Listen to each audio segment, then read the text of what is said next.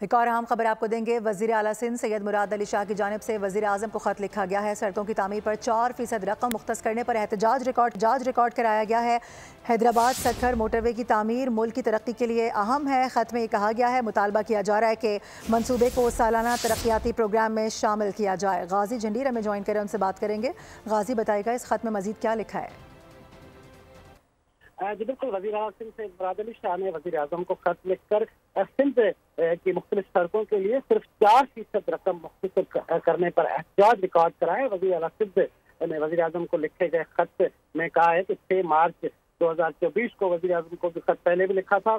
हैदराबाद का Sukkur M96 motorway तामीर के हवाले से वज़ीर आला ने इस खत में कहा है कि हैदराबाद सखर मोटरवे की तामीर मुल्क की तरक्की के लिए इंतहाई अहम है और ये वाहिद रास्ता है जो जनूब में शुमाल से मिलाता है जनूब को, और ये गायब है बीच में।